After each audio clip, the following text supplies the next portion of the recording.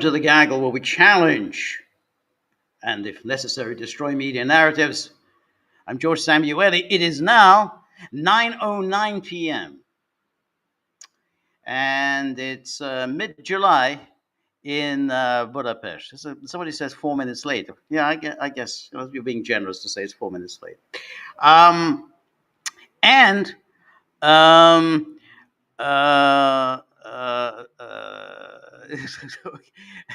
just read this. It says, waiting for Glenn Deason to swim in through the river again mid-episode. Okay, I don't understand what that means, but it sounds good. And so, yeah, the days are getting, of course, ever shorter, and the inevitability of lightless, sunless days becomes ever more manifest. And so for me, it's just all downhill. Nothing but dismal, depressing, dreary days to look forward to. So on that cheery note, welcome everybody who has joined me for the Tuesday night live stream. And Peter Kovac says, "Your state, George, your state." Um, and so, I mean, I want to talk about, obviously, the meeting yesterday and the big announcement on Trump's part. So Trump met with DJ. Always good to see you. Thank you very much for your generosity. Thank you. So Mark Rutte made, it was an unscheduled visit to the White House. So it came as a little bit of a surprise. Evening, George, says Siduerte. So good evening. And so Mark Rutte was there. So this is really their, this third meeting really in I don't know how many weeks. So they had the NATO summit, and then before that, Rutte had been in the White House. And Trump, made his big announcement, and of course Rutte was over the moon, incredibly excited and enthusiastic, as might have been expected. So I kind of want to break down all the different aspects of Trump's announcement to see what we can make of it. As we know, he promised certainly that there would be the Patriot systems made available, some of it really in the very near future. He also seemed to suggest, and it was very much suggested by Rutte, that he would make offensive missiles available to Ukraine, and that this would be a major the United States would be undertaking a major rearmament of Ukraine in the hope of, yes, getting Putin to the negotiating table. So since Trump, has embraced that NATO credo, whereby the more you send to Ukraine, the more likely it is that Putin will come to the negotiating table. 3.5 years of this prediction failing doesn't seem to have changed anyone's prognosis. But Trump seems to have embraced it. So there's that aspect to it. And then there's a third aspect, which is the sanctions that or the tariffs that Trump says he will impose on countries that continue to purchase oil, gas, and whatever products. I think it seems to be oil and gas mainly, but oil, gas, uranium, but not anything else. I mean, not at the moment. Buying agricultural produce is fine, but purchasing oil and gas and so on, that's the problem. So there's that aspect to it. And then another aspect of it is the his strange um, tirade against Putin. I mean, this follows up on his previous tirades when last week when he said that Putin keeps throwing bullshit at us, and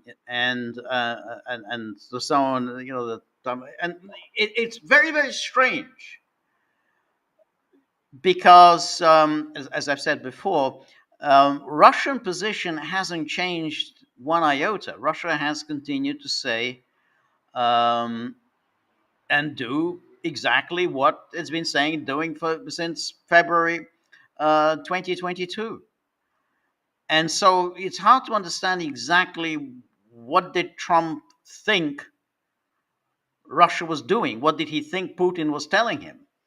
Because they've had 6 conversations, and following the 6 conversations, the Russians provided a detailed readout, and they said the same things.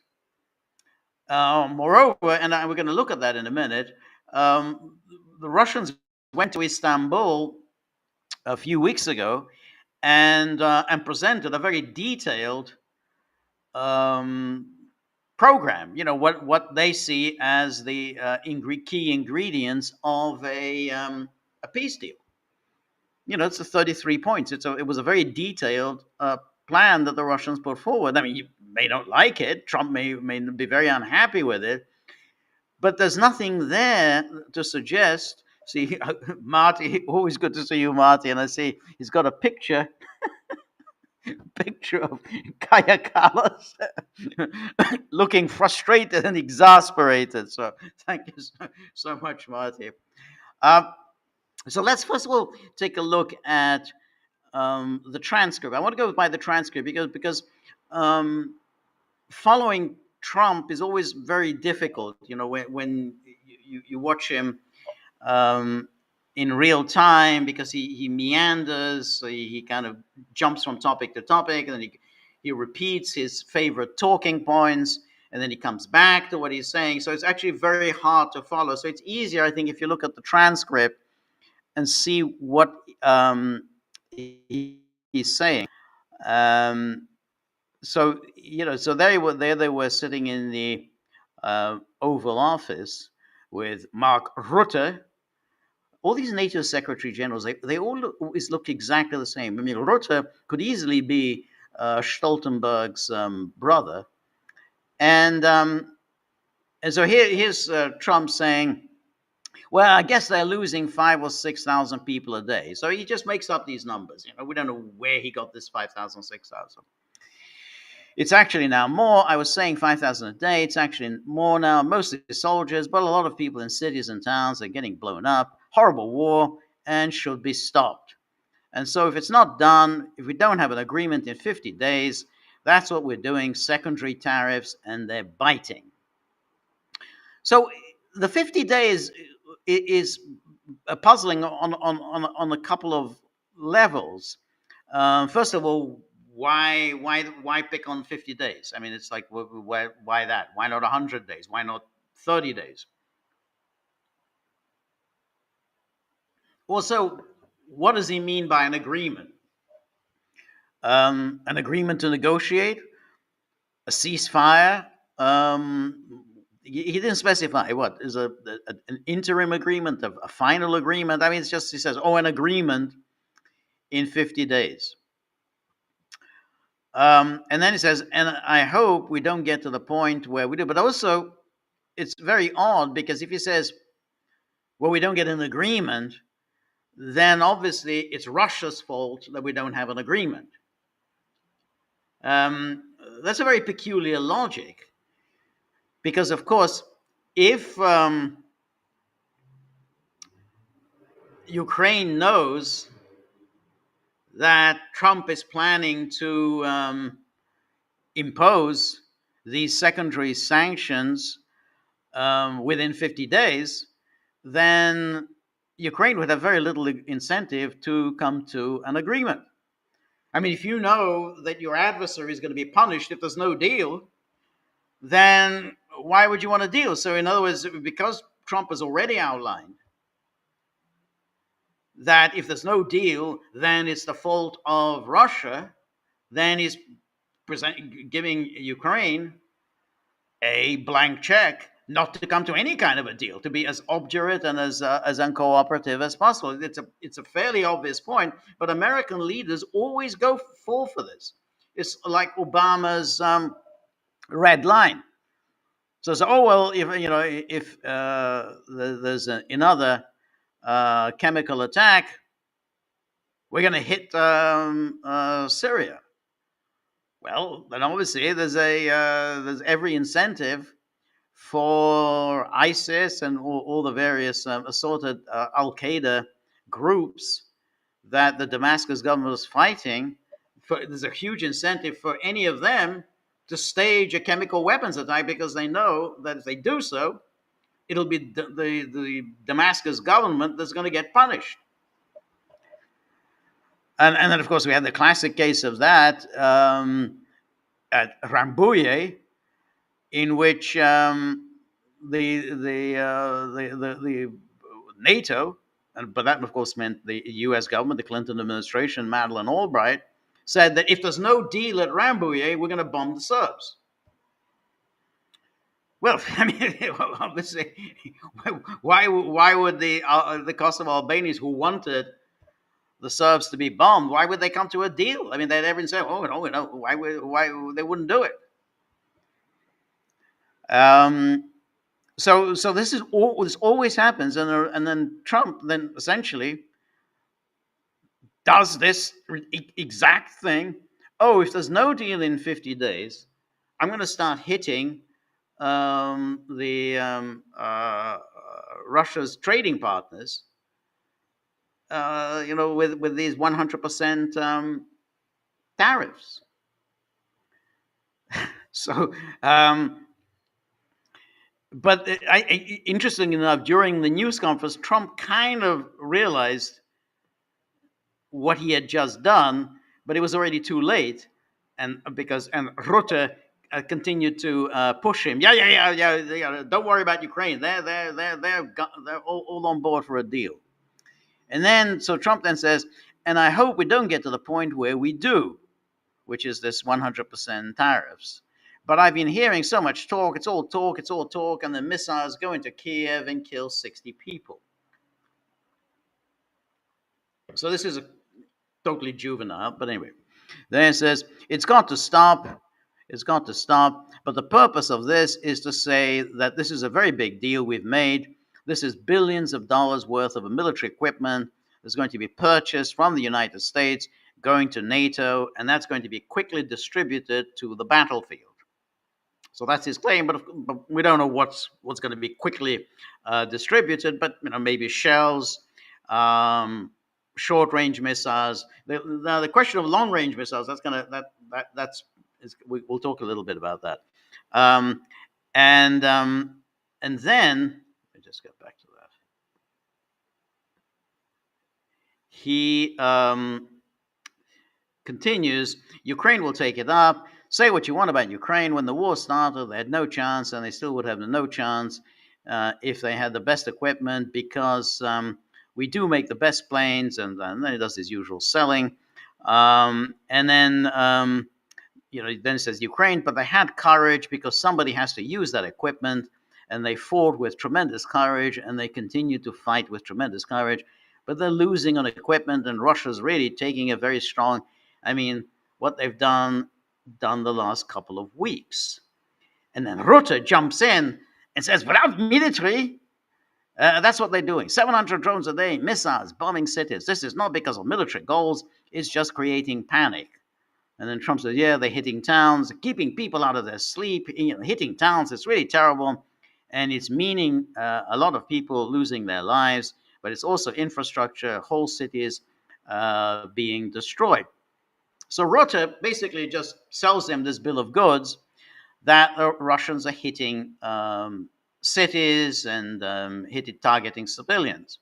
Now, there's an obvious point that Trump didn't seem to raise. Well, if that is the case, how come we don't have more civilian casualties?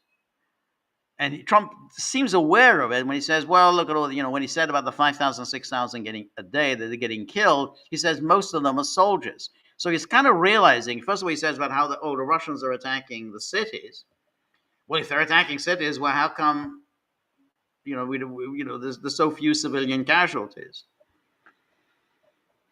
In comparison with, let's look at civilian casualties in what Israel did. Israel has done in Gaza. Israel, even in Iran. Iran, already more than 1,000 people were killed during the 12-day war. And then Trump says they're wiping out the electric. It's going to years to rebuild it. That's going to be the next problem. Well, that's going to take a long time. Many of the cities are knocked down to the ground. Many of the people have left, but many have stayed. I don't know. They actually stay, and so on. And then he says, it's incredible that they stay, and knowing that a missile could be hitting your apartment house, and you're sitting outside. Well, he really admires them. Though again, Trump doesn't express that kind of admiration for the residents of Gaza, whose entire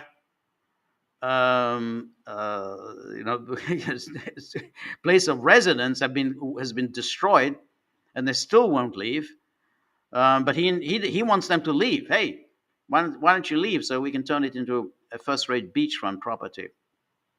But here he's sort of filled with this admiration that they don't leave. And then he says, it's unbelievable to see this happening with so many people being killed. So we think we're going to make progress, and we hope we're going to make progress. In the meantime, we're going to get you good service on what you need. And we really became friendly with NATO last meeting. We went from 2% to 5%, and then the familiar. And it says, so some of them are among the most successful countries in the world. So that's the story. We hope that's going to have an impact on Vladimir Putin, and we hope it's going to have an impact on Ukraine also.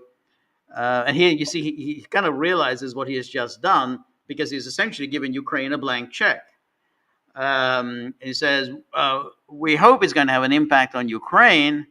We want to make sure that Ukraine does what they have to do. All of a sudden, they may feel emboldened, and maybe they don't want. It's a very difficult situation. But of course, Rutte knows exactly what he's doing, and then says, Ukraine wants a peace deal. Whoa, they want a peace deal. And then Trump said, I think so. And they will stay committed to that, says Rutte. There's no doubt they want it. But the Russians have to become serious. And then Trump sheepishly says, well, they have to continue to want it, though. So you say, when he says they have to continue to want it, though, Trump realizes that he's just basically given them a blank check. He's sending them all this weaponry. He's promised within 50 days to impose the 100% tariffs. And he's saying, well, yeah, but what's the incentive for Ukraine to come to an agreement? I mean, it's kind of dawning on him. But Rutte, who knows exactly what's going on, is kind of telling him, no, nothing, no, don't worry your little head about that. And so then somebody asks, is it your view that Vladimir Putin misguided? And Trump says, well, did he misguide us? Did not clarify his intention to appease. And then Trump says, well, you're going to see, I mean, we're going to go for a period of time. Maybe he'll start negotiating. I felt, I don't know about you, Mark, but I felt that we had a deal about 4 times. And here we are still talking about making a deal. Now, this, of course, is very puzzling, because during this presser, Trump said several times about, we came very close to a deal. 4 times we came very close to a deal. It's very, very odd, because we had those conversations, the 6 conversations between Trump and Putin. There was no mention of any kind of a deal. And then, of course, Steve Witkoff had, I don't know, 4 meetings with Putin. There was never any mention of a deal. And this is what's so remarkable, because if we talk about the deal, then the Russians outlined deals. They outlined a deal in June of 2024, which was total withdrawal of Ukrainian forces from the four oblasts and the Ukrainian commitment to no foreign forces and no NATO membership, and that would guarantee a ceasefire. So that was one deal. Then there was another deal with Putin saying, "Okay, we'll agree to a ceasefire provided you, NATO, commit to not sending any, as opposed to not sending any military hardware to Ukraine." In other words, basically Ukraine stays in place. They're not going to start redeploying their forces, and NATO's not going to use the interim period to ship everything it's got to Ukraine so as to relaunch the war, maybe in 3 months' time, maybe in 6 months' time, 9 months' time, but they will relaunch it, just like after Minsk, they were going to launch this war. Now, those were the conditions, and then of course, and I want to show you the Medinsky, who headed the Russian negotiating team in Istanbul, and he headed the Russian negotiating team in 2022 in Istanbul. He outlined a very detailed peace plan. So it's very hard to know what deal is Trump talking about. Now, just because he says these things, he says during his news conferences, "Oh, we're very close to a deal. We're very close to a deal." That doesn't have any reality. There was nothing in any of his discussions with Putin to indicate that they were close to a deal. But he said, "Oh, well, 4 times we came close to a deal. Deal on what? What was the deal?" So it's just making stuff up. And Rutte, slimy rat that he is, Rutte is egging him on, and kind of, yeah, there's a close to a deal, close to a deal. Rutte knows perfectly well there was no deal. Rutte knows exactly what the Russian negotiating position has been. Anyway, then he goes on, says, "I felt we had a deal about 4 times, and here we are still talking about making a deal." And then Rutte says, "And he didn't send serious people to the negotiating table. So I remember that you were able, with Marco Rubio and Steve Witkoff, to get these talks in Istanbul." Russia sent a very serious people to the negotiations. They were very serious. They were top-level people. He wasn't going to send Putin himself, wasn't going to, take part in the negotiations any more than Lavrov was going to. These were just, the earliest, the first steps to any negotiations. You send in your negotiators. Then, when you're getting close to getting something, when the negotiations start making progress, that's when you start sending your more senior leaders, and then eventually, when there's an agreement to be signed, the president himself shows up. And Rutte knows this perfectly well. That the Putin was never going to show up to negotiate in Istanbul and turn the whole place into a circus. And then Trump said, "Yeah." And then Rutte goes on, "I remember I was myself in Turkey for NATO business in May, and we really put pressure on the Ukrainians to send a senior team to Istanbul, and they did. But then the Russians came up with this historian explaining a history of Russia since 1250. Yeah, he was the same person who negotiated in Istanbul when they were close to a deal. But he says, oh, they sent a senior team to send the senior team. The Russians came up with a historian. Yeah, he was the head of the negotiating team, and that's it. He's not a nobody, not just a historian. Rutte knows this, and he's counting on Trump not knowing this. And then Trump says, we thought, and I thought, we should have had a deal a long time ago. Well, who cares what you thought? There was no evidence that you were close to a deal, because Russia had told you the ingredients of a deal. They made no secret of it, what they thought were the key ingredients of a deal. Oh, this is so disingenuous. It's the same with with Trump's deals on Iran, his deals on Gaza. It's all a total fraud.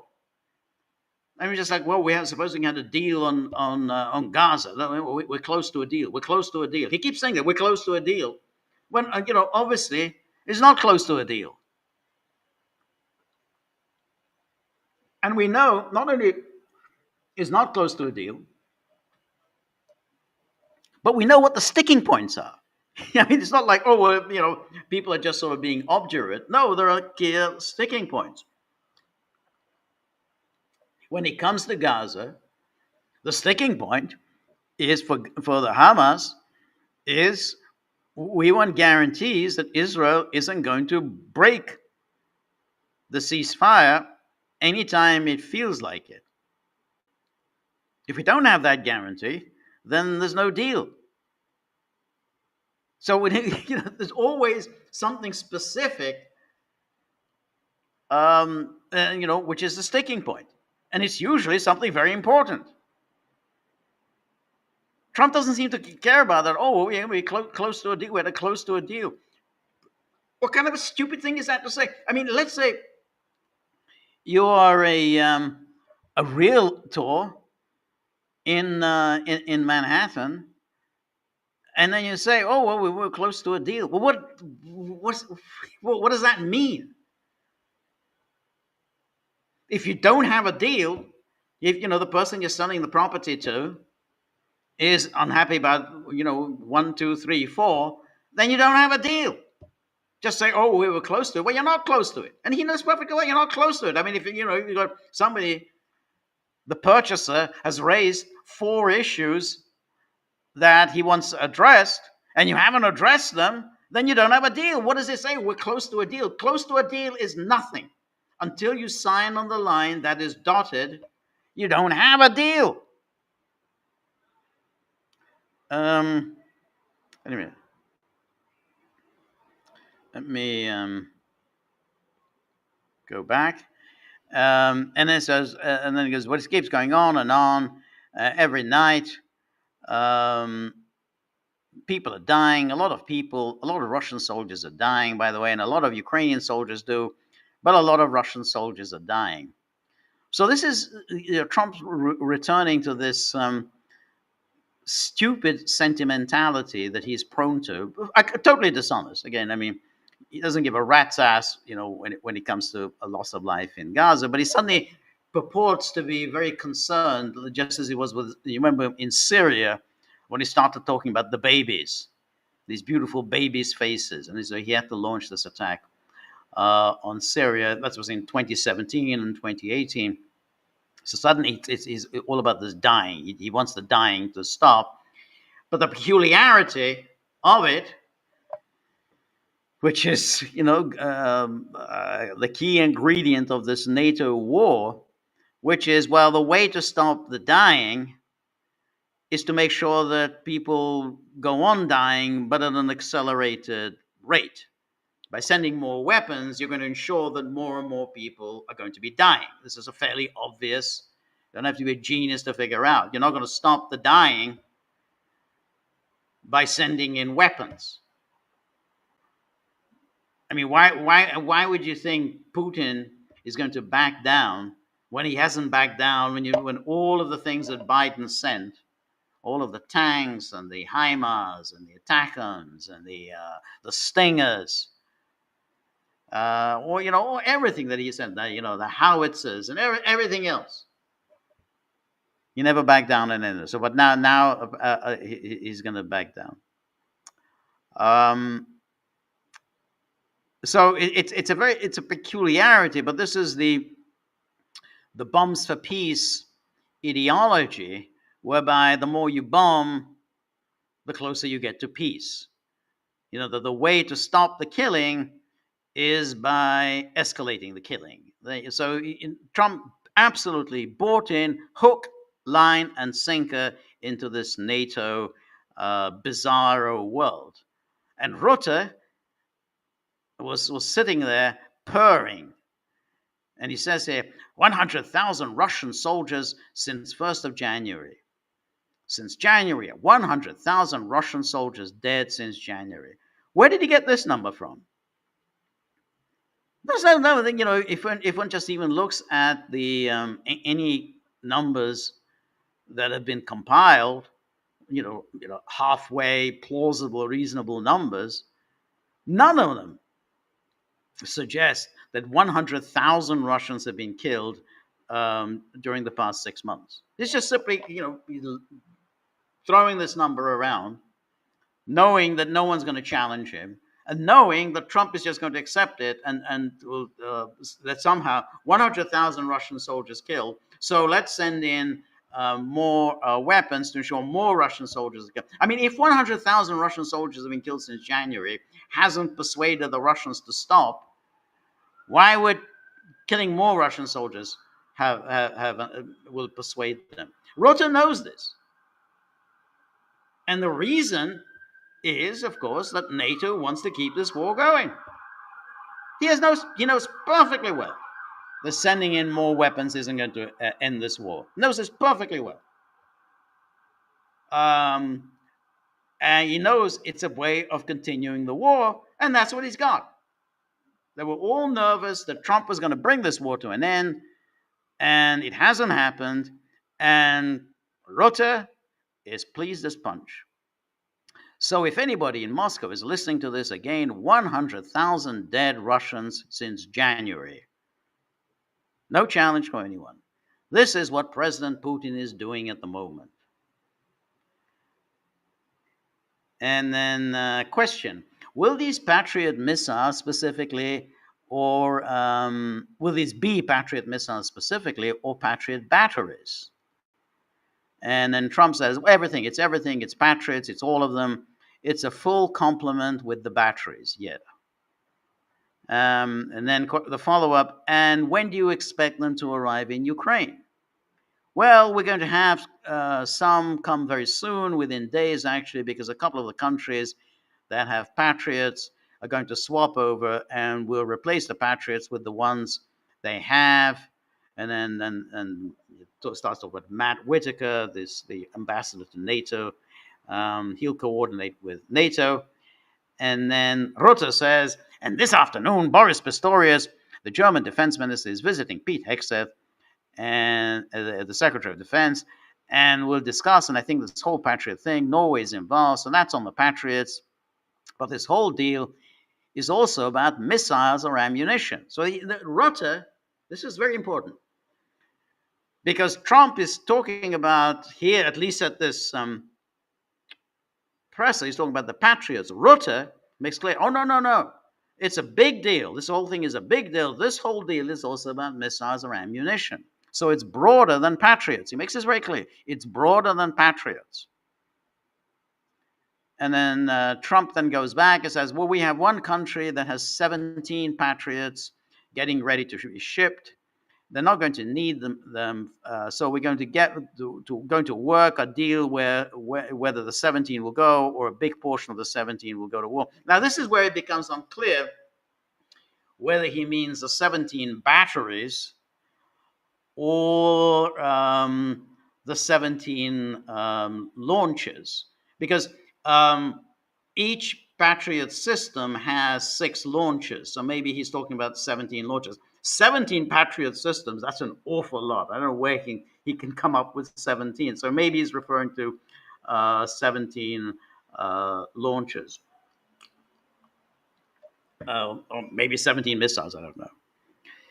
And then Trump goes, I do want to make a statement, though. Again, I said it before. See, he says this several times during this. It's very interesting. He comes back to this again and again during that news conference. This is not Trump's war. Says this again. And he said it right at the beginning, and then he keeps repeating it. This is not Trump's war. We're here to try and get it finished and settled and whatever, because nobody wins with this. This is a loser from every standpoint. So the fact that he has to say this over and over again means he's aware that by embarking on this, by embarking what is an escalation, that this does become Trump's war. Because he had an opportunity during the first days of his administration to essentially, to bring it to an end. He could have said, "That's it. I ran on an anti-war platform. I promised the voters I would end it." Over and over again, I was asked, "Do you want Ukraine to win?" Over and over again, I refused to answer the question, and I said that I want the killing to stop. And of course, he would have been attacked and so on, but he would have accepted that because he had a mandate. If you have a mandate, then you act on the mandate. But now 6 months have gone by. He's made various ineffectual attempts to secure an agreement. So now it is his war. There's no two ways about it. You can't keep saying, refer back to Biden, and by saying, "Oh well, it wouldn't have happened if I'd been president." Okay, maybe it wouldn't have happened if he'd been president, but he is president now, and he's been president for 6 months. He's had 6 months in which to bring it to an end. He's failed to bring it to an end, so it's his war. I mean, it's just you can't go on blaming Biden. Biden is not president. Trump is president, and so that's a very feeble argument. But you can see by the fact that he keeps repeating it that he's aware of what he has just walked into. And Rutte has to come in, and every time Trump expresses some doubt, Rutte jumps in to reassure him. He's a really, really slimy, kind of malevolent, malignant little creature.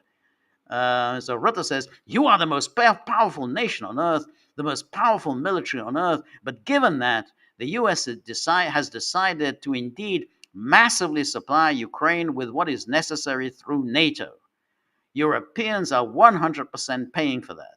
Notice he uses this language, massively. He makes clear, he's sitting next to Trump. He says, massively supply Ukraine. And then he reassures him, 100% paying for it. So that should keep you happy. And what we have been doing over the last couple of days is talking with countries. And I just mentioned that ones, the first wave, immediately they want to chip in. And then you are ready to talking about big numbers. Take Germany visiting today. They're really talking about big numbers. And then, so then there's a question, how did you tell Putin this was happening? And then Trump says, I speak to him a lot about getting this thing done, and I always hang up and say, well, that was a nice phone call. And then the missiles launched into Kiev or some other city, and I said, it's strange. And after that happens 3 or 4 times, you say the talk doesn't mean anything. My conversations with him are always very pleasant, which again does raise all sorts of questions. Well, of course the conversations are very pleasant, but who the hell cares? You're the president of the United States. He's the president of Russia. It doesn't matter whether the conversations are pleasant. It's whether what you can get done during these conversations. I'm sure that they were very friendly and courteous. Who cares? And then he says, I say, isn't that a very lovely conversation? And then the missiles go off all night. I go home. I tell the First Lady, I spoke to Vladimir today. We had a wonderful conversation. She said, oh, really? Another city was just hit. So it's like, look, I don't want to say he's an assassin, but he's a tough guy. Now, this nonsense, absolute ridiculous nonsense. Well, I talked to my wife. In the first place, who the hell cares what his wife says? And why would he care what his wife says on these issues? I mean, she's the first lady. The first lady is supposed to attend to the kinds of things first ladies are, usually attend to. The garden, whatever, healthy eating, healthy lifestyles, children.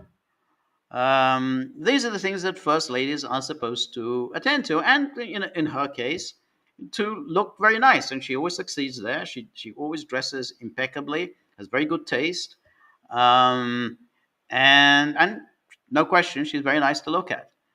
But what the hell does it matter what she says about Putin and Russia and Ukraine? It's kind of embarrassing that the president's even discussing that. Can you imagine sort of Nixon saying, "Well, then I asked Pat, what does she think of Brezhnev?"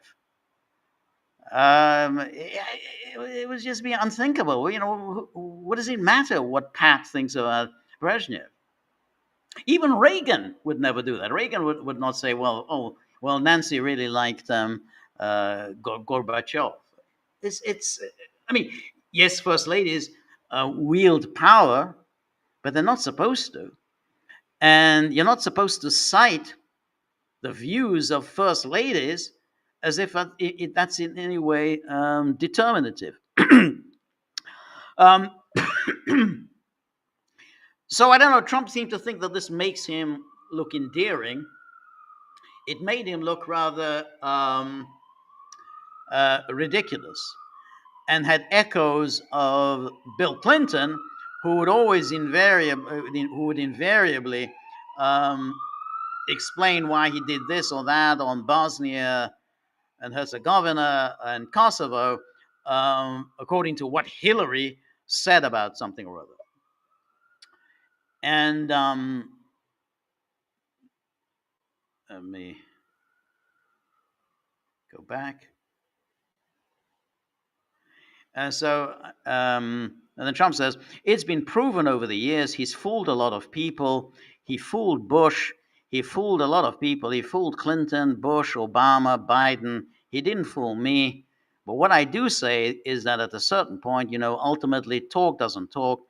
It's got to be action. It's got to be the result. And I hope he does it. It's potentially such a great country to be wasting so many people on this and the money. So at this stage, Trump has bought into the whole thing, the whole kit and caboodle, that somehow Putin fooled people. And the whole story. Up until then, up until now, he seemed to distance himself from the cliched views about Putin. I mean, we know the record. How did he fool Bush? He came out, was one of the first leaders to come out in support of the United States after the 9/11 attacks, and said, you may use Russian territory to go after the terrorists. That's what that's what he said that. With Obama, he saved Obama. Obama was stuck with this commitment to bomb Syria. He didn't want to do it. And but he didn't know what to do, because otherwise he would lose face. He'd drawn the red line, and the British had said, no, we don't want to be a part of this bombing. So the United States would have to go it alone. Obama didn't want to do it, and then Putin jumped in and said, all right, well, here's a thing. Why don't we work out an agreement whereby Syria disarms, unilaterally disarms, gets rid of its chemical weapons stockpile. And then you've achieved this, you don't have to bomb anyone, and then you can be the man of peace. And Obama took the deal. But it was Obama, this was 2013, who then, in his gratitude, in gratitude he then stage managed the very next year the coup in Maidan. So this is 2013. And so in February 2014, Obama and his team stage managed the coup in Maidan. Just as with George W. Bush, Putin offers him his aid to fight the terrorists, and then George W. Bush, the very next year, 2002, walks out on the ABM treaty. And so he said, "Oh, they fooled all these people," and so he's completely bought into the whole thing. It's like he's been reading editorials in the New York Times. It's like Washington Post. This is, he's been reading David Ignatius.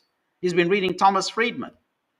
So this is MAGA, America First, and you're sounding like some columnist at the New York Times. We need to really savor this feeble performance.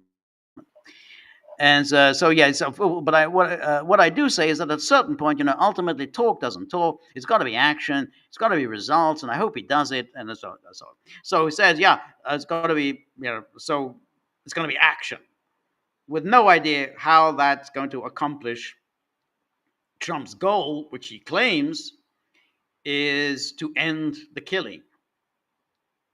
I keep doing this. Let me go back.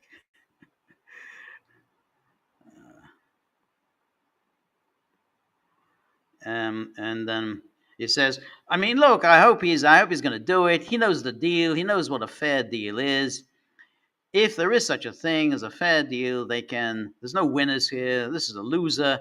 This is a loser, and I dealt with him from the beginning. It wouldn't have happened. But I would say Ukraine was the apple of his eye. We talk about it. He was the apple of his eye, but it wasn't going to happen. And he understood that it wasn't going to happen.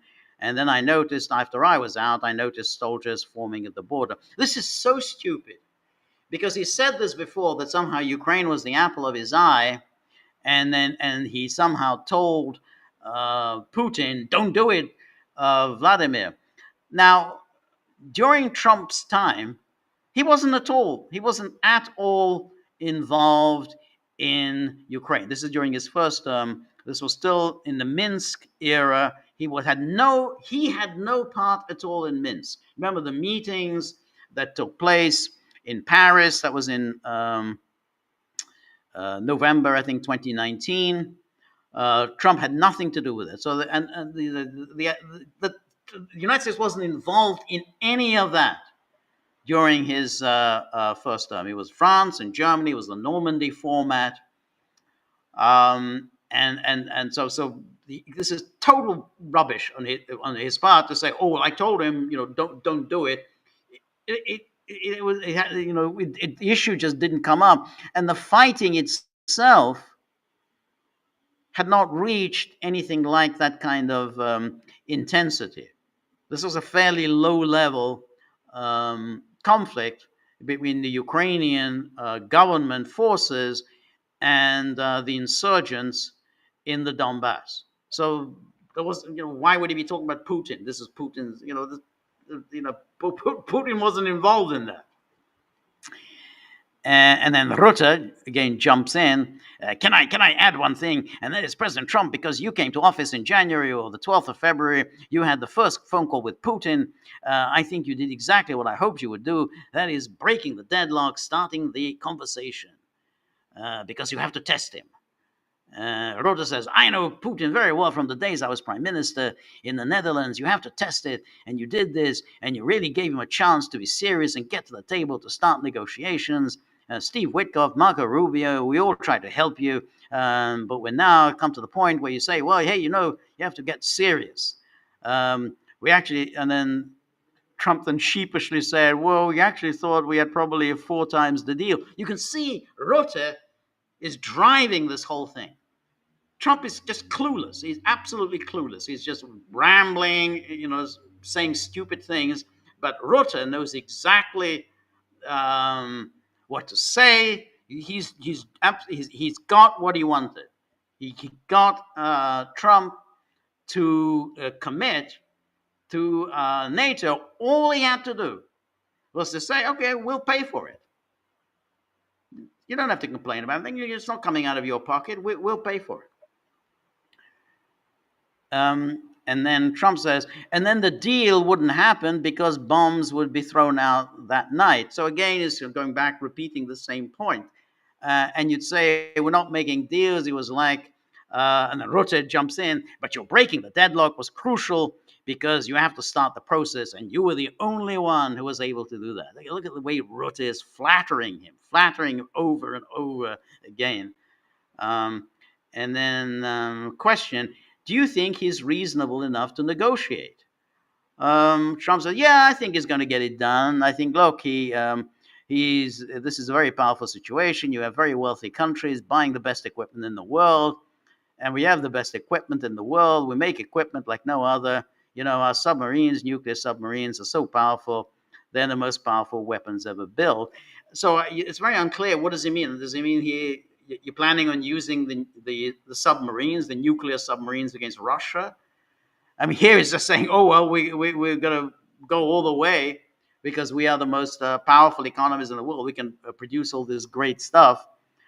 And so nuclear submarines. And then Trump says, and we have the best in the world. They're 20 years behind or 25 years behind us. We have the greatest equipment anywhere in the world. I just hope we don't have to use it. So again, suggesting that he's planning on using these submarines, nuclear submarines, these heavy bombers. I don't know where is it going. And then you notice again, Trump comes back. This is at least the fourth time during this presser. He comes back and says, it wasn't my war. It was Biden's war. It's not my war. Well, of course, what the hell are you? This presser is about, you're telling, you are sending in arms to Ukraine. It's your war. I'm trying to get you out of it, and we want to see it end. We want to see it end by sending in weapons. Okay, great. I see it. Yeah. And I'm disappointed in President Putin because I thought we could have had a deal 2 months ago. See, repeating himself over and over again. We could have had a deal. No, I don't need to repeat. There's no deal, but it doesn't seem to get there. So based on that, we're going to be doing secondary tariffs if we don't have a deal in 50 days. And we make the best equipment, the best missiles, the best of everything. The European nations know that, and we've made a deal today, and I'm going to have Mark speak about it. We made a deal today, so we're going to be sending them weapons, and they're going to be paying for them. We, the United States, will not be making any payments, have any payments made. Okay. So that was the presser. As I say, Trump just seemed quite clueless. I mean, and couldn't explain what the goal was, what objective. Oh, well, I'm going to bring the killing to an end. And Rutte is there. Yeah. That's exactly what this is about, bringing the killing to an end. Now, Rutte knows exactly what the deal is, which is keep this war going. But the strange thing is that because Trump doesn't have any kind of strategic end in sight, what he's doing is really very bizarre because keep in mind Biden, though the Biden administration, whoever was making those decisions, they had a goal, and I guess Rutte and Stoltenberg and they all have the same thing, which is to weaken and enfeeble and ultimately destroy Russia. Yeah, it's a long-term project, and they use Ukraine as a battering ram to do it. That's what Rutte is saying. But that's not really Trump's goal. Trump, he doesn't have anything against Russia. He doesn't even have anything against Putin.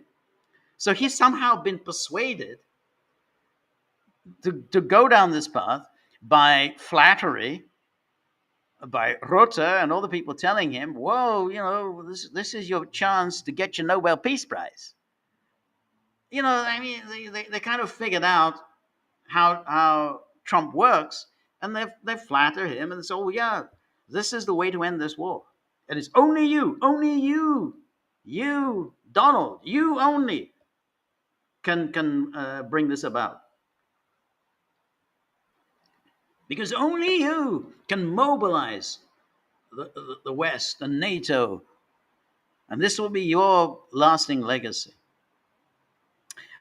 Um, Now, as I said, that so there's the question. Okay, so he's talking about the particularly the Patriot missiles, and but Rutte obviously is talking about much more than that, and he's made clear that what NATO will be sending will be quite extensive. Now, today, um, there was a very, very interesting article in the Financial Times that suggested that Trump is really thinking about sending in serious long range missiles. So that was a story, Financial Times. And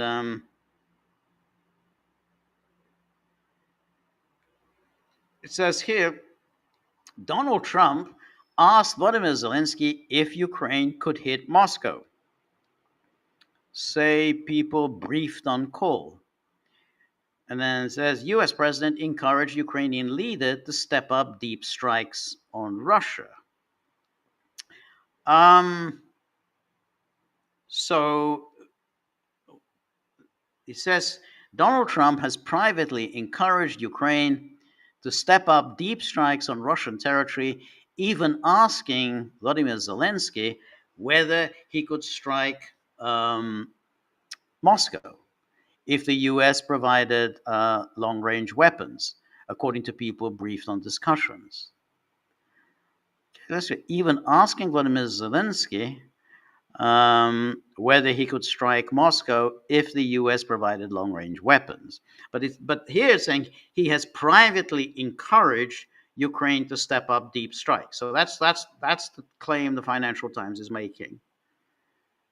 And then he says he asking Vladimir Zelensky whether he could strike Moscow if the US provided the long range weapons.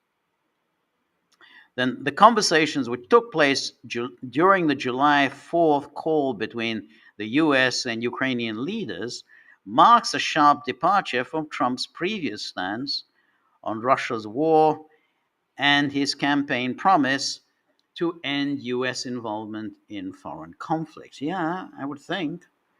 And then the FT goes on, while it remains unclear whether Washington will deliver such weapons, the discussion underscores Trump's deepening frustration with Russian President Vladimir Putin's refusal to engage in ceasefire talks proposed by the US president, who once vowed to resolve the war in a day.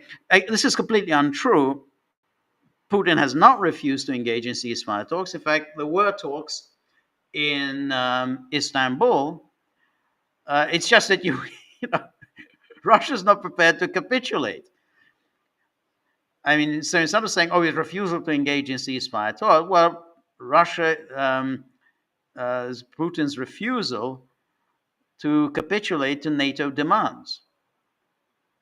The conversation with Zelensky on July the 4th was precipitated by Trump's call with Putin a day earlier, which the US president described as bad. And then two people familiar with the conversation between Trump and Zelensky said the US president had asked the Ukrainian counterpart whether he could hit military targets deep inside Russia if he provided weapons capable of doing so. Vladimir, can you hit Moscow? Can you hit St. Petersburg too? Trump asked on the call, and Zelensky said, absolutely, we can if you give us the weapons. And then Trump signaled his backing for the idea, describing the strategy as intended to make the Russians feel the pain and force the Kremlin to the negotiating table, according to two people briefed on the call. A Western official who had been informed of the call said the conversation reflected a growing desire among Ukraine's Western partners to supply long-range weapons capable of bringing the war to Muscovites. A sentiment echoed privately by American officials in recent weeks. The discussion between Trump and Zelensky led to a list of potential weapons for Kiev being shared by the US side with the Ukrainian president in Rome last week, according to the people with knowledge of it.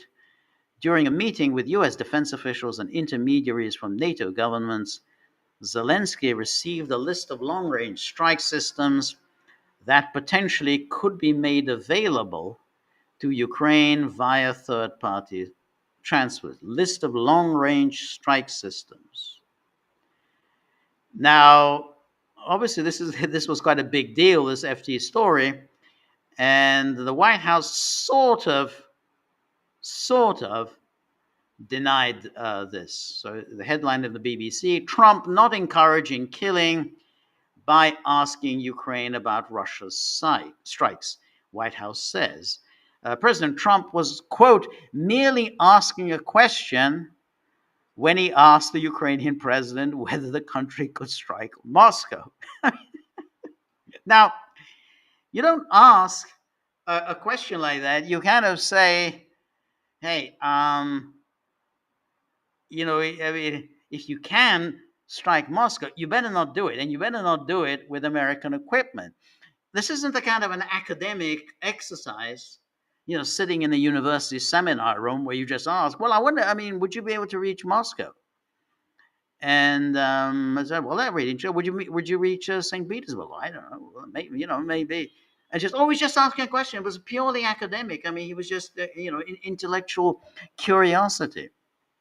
This, of course, is complete nonsense. I mean, you don't ask a question if they're American missiles. He didn't say, oh, well, if you have your own missiles, at least you can say, well, it's your own missiles. But these are American missiles. And as we said many times before, these missiles can only be targeted using highly sophisticated satellite technology. You have to select the target, and you have to guide the missile to the selected target, evading all of the air defense systems, all of the missile defense systems, in order to reach the target. Only the United States can do this. Ukraine does not have that kind of satellite technology. Ukraine cannot do it without America. So, in fact, when you start talking about you can hit Moscow or hit St. Petersburg, these would be American missiles, and it would be targeted using American satellite technology. Anyway, let's go back to the that BBC story, and so I said, "Oh, I was just asking questions." Then citing anonymous sources, the FT reported, blah blah. But then the White House told the BBC in a statement, but Trump was, quote, merely asking a question, not encouraging further killing. This is the worst kind of thoroughly disingenuous talk, where they're not encouraging. Well, no, he didn't say go ahead and kill someone. But when you ask and you don't discourage, then that's an implicit approval of using American weapons to hit Moscow and St. Petersburg. That's, of course, if the United States provides them. I mean, that's still up in the air whether it'll provide them. He's working tirelessly to stop the killing and end this war. Tirelessly, working tirelessly around the clock. You remember that's how Kamala Harris was working tirelessly around the clock to get a ceasefire in Gaza. Responding to questions from reporters on Tuesday, Trump said Ukrainian President Volodymyr Zelensky should not target Moscow with strikes, and said he was not willing to give the country long-range missiles. Okay, well, we'll see. How long he sticks with that. On Monday, Trump told the BBC he was disappointed in Russian President Vladimir Putin, but I'm not done with him. Oh, Trump also said that he was working at getting Putin to end the killing in Ukraine. We'll have a great conversation. I'll say, that's good. I think we're close to getting it done. And he'll knock down a building in Kiev. So that was the issue of the missiles, which that's a serious business. And of course, what makes this serious is that Trump seems to have now committed himself to an escalation. And we don't yet know exactly what that escalation will involve. But it could be quite serious. I mean, it could certainly be long-range missile strikes in Russian territory. It could be, again, attacks on Russia's strategic bomber fleet, the one that we had before. There could be terrorist acts. We could find some senior Russian officials assassinated. So all these things are up in the air. Trump just keeps saying, well, I'm really disappointed in Putin. And then he says, well, I hope that, we can work something out. But he's essentially, he's moved towards escalating. And that could be anything. It goes far beyond just simply, we'll provide Patriot missile systems. Anyway, let's take a look at some commenters, what people have said so far about the Trump Rutte presser, and let's see.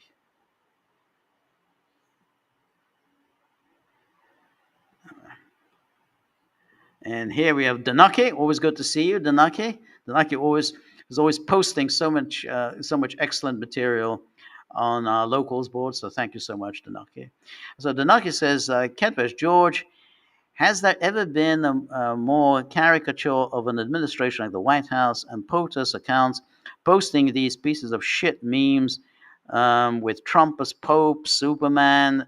They're really cringe and despicable Gaza videos. Could you imagine Nixon posting this shit and be taken seriously? You're absolutely right. And it's very interesting that you bring up Nixon, because during the Nixon years, there was the whole cult of Henry Kissinger. And there was, I think it was the Newsweek cover. It was either Time or Newsweek. I think it was the Newsweek cover that had Super K. Kissinger was wearing the Superman uniform, and he had K written on his chest. And that was, of course, disgusting, and many people thought it was disgusting. However, at least in the case of Kissinger, there was at least a plausible case to be made that he was actually working out agreements. Remember, he had negotiated in Paris. I mean, admittedly, the Paris peace talks on Vietnam had been going on for years. Finally, they came to fruition towards the end of 1972. He was there to negotiate the final drafts of the agreement. And certainly by 73, 74, the Vietnam, peace or ceasefire or whatever was still in place, shaky, but it was still in place. And then, of course, Kissinger went to the Middle East after the Yom Kippur War and secured the various disengagement agreements between Israel and Egypt, and then between Israel and Syria. So at least, however repugnant all that Kissinger worship was, that was at least a case where you're getting agreements. People are negotiating and they're signing deals. The Trump worship is just absolutely bizarre, because Trump isn't doing any of those things. He hasn't got any peace agreements. To the contrary, is making things worse. And yet that whole Trumpian cadre, they're still, putting out these absolutely idiotic memes, as you say, that Trump is the peace president. How can you be the peace president when having secured a ceasefire in Gaza, your own ceasefire, the one that you negotiated, you go ahead and then break it. And that was in March. There was no reason to break it. Hamas was sticking to that agreement. There was absolutely no reason to go. But Trump encouraged Netanyahu, or I don't know how much encouragement Netanyahu needed, but he encouraged it. So that was in March. So it's now been 4 months now since that ceasefire has been destroyed. And so that's that. Then there was an absolute deal that could have been made with Iran. They seem to be close to a deal allowing for a certain amount of enrichment on Iranian territory, and it would be done under the auspices of the IAEA. So in other words, IAEA would be overseeing every aspect of the enrichment. So it was close to a deal. And then Trump destroyed it. And then here, he's making a deal almost impossible. Because he's now done this escalation, and people think, oh, he can step back from this. It's not going to be easy to just step back from it. He has embarked on the NATO project, just like he embarked on the Bibi project when he came to Iran and Gaza. So just in the same way that Bibi couldn't believe his luck to find someone who would be so willing to play his game. So in the same way, Rutte can't believe his luck that he has someone there who's ready to play the entire NATO game. So all the fears, all those anxieties and anguish that we've endured for the past 2, 3, 4 years, that Trump is going to end these wars, Trump is going to pull the plug on NATO, Trump is going to disengage from the forever wars. None of that has come about.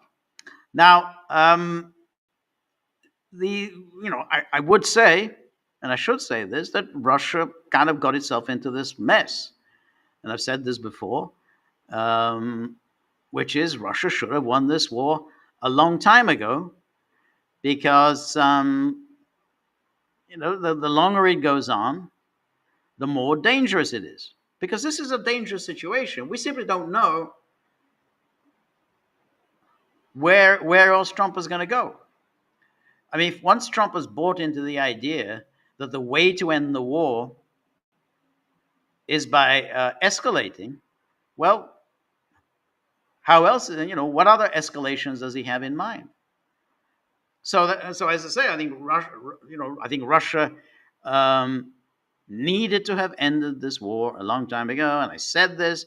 I don't know how many times I said it, and I said it back in 2022. I said it early, very early, within the first few weeks of 2022.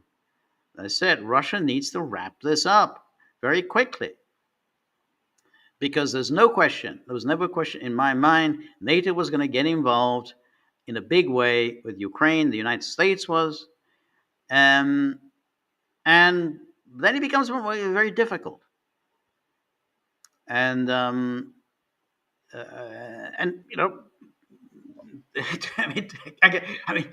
be honest, it may have made sense. I'm not sure yet about that, but we'll see how history will be shaped and what happens. But it may have made sense to have taken up Trump on that ceasefire offer. It was not a good deal. It was a bad deal. But at least if they'd taken up on that offer, would at least it would still be in place, and Russia would be able to make the case, hey, they are cheating, and then and so on. I mean, I'm not sure about that yet. I mean, I'm still kind of in two minds about that. I wasn't wholly dismissive when this ceasefire offer was made, that I didn't think Russia should completely out of hand reject it. I think there was maybe there was a way to I don't accept certain parts, not accept other parts. Who knows? Um, but the situation is quite tricky now, because I don't think Trump's going to walk away from this, and the sanctions or the tariffs could become a problem, because there will be countries that will not want to trade with Russia in the face of the 100% tariffs. Trump has got countries to cave, on the tariffs, so that he could do that, and you have to think about China and India.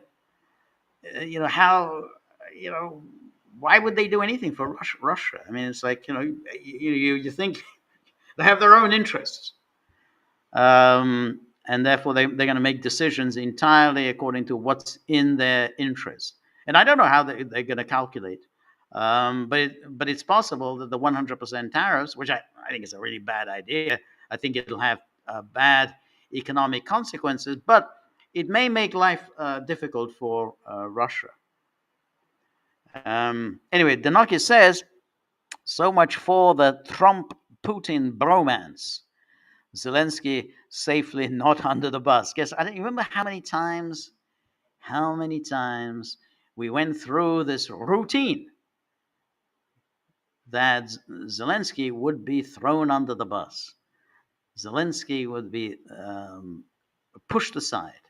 Zelensky would be offered a golden parachute. He'd be offered a nice retirement on some island on the Caribbean. How many times did we go through this? Never happened. And I remember when Moon of Alabama made the claim. Moon of Alabama made the claim in January 2023, that he had it on good authority that there were negotiations between Bill Burns and the Russian SVR chief to bring this nonsense to an end. That's it's going to bring it to an end. That was Biden. That's long before Trump. They're going to bring it to an end. It never happened because it serves Western interests to keep this going. Why would they end it? Why would they end it when they think that it serves Western interests to enfeeble Russia? And then Danakis says, is Trump trying to steal Putin's most iconic line? We were led by the nose yet again. Yeah, I think that's a good point. But no, he distinguished. He said, "Oh, everybody else has been fooled by Putin. Clinton, Bush, Obama. They were all fooled by Putin, but not me. I wasn't fooled by him." It's an actual iron law of human nature that the person who prides himself on being street savvy, he's the chump. He's the one that's the easiest of all to fool. I am this tough guy. You can't pull the wool over my eyes. Yeah, he's the easiest mark of all. He's one everyone can fool. We know Bibi did it, and we know that Mark Rutte did it. I mean, Rutte gave a master performance. It's almost like a master class of what he did yesterday. In 35 minutes, he controlled that entire news conference. And then, oh God, that face, Marty, that face of Kaya Kallas. Anyway, thank you so much, Marty, as always, for your generosity. DJ, thank you for your generosity. Really appreciate it. And then DJ says, is Israel going to attack Russia on day 51. Yeah, I don't know, but Israel, there is talk about this, one of the Patriot systems will be transferred from Israel. I don't know if that's true, but it would be very interesting because if that does happen, because remember the Russians didn't provide Syria or Iran with the S-400. Certainly, Syria didn't get the S-300. Iran did get the S-300, but didn't get any replacements for the S-300 after Israel destroyed them last year. Now, Russia has done this because it's very anxious not to have bad relations with Israel. It's a very important point for Putin, who has said Israel is a Russian-speaking country, and said we have a special relationship with Israel. It's a Russian-speaking country, and so he doesn't want. He never wanted to do anything that would upset Israel. So he maintained a rigidly neutral stance as between Syria and Israel, and a rigidly neutral stance between Israel and Iran. So, I mean, yes, they did. They went through a routine of condemning the attack on Iran, but it was fairly pro forma. And remember, even when this was going on, he still had a phone conversation with Netanyahu. So that'd be interesting. I mean, will Israel provide the Patriot system to Ukraine? I mean, and what effect that would have on the good relationship between Russia and Israel? And then Denoki says this is reminiscent of the Rambouillet affair, with Ukraine playing the KLA and Russia being Serbia. No, that's exactly right, because that was the key to Rambouillet, as I was saying earlier, that they issued this ultimatum. The ultimatum was the Americans issued the ultimatum. Well, that the Serbs and the KLA need to come to an agreement. If the Serbs don't come to an agreement, then we will bomb them. But then the question arose, well, what about the KLA? If the KLA don't come to an agreement, what are you going to do then? Well, I think the KLA will come to an agreement. Yeah, but what if they don't? Well, if they don't, then we'll kind of lose interest in them. Now, so they're pretty much guaranteed to bomb. But the KLA, sensing that, hey, they've got everything that they wanted, still wouldn't come to an agreement because they didn't quite get the commitment to Kosovo independence.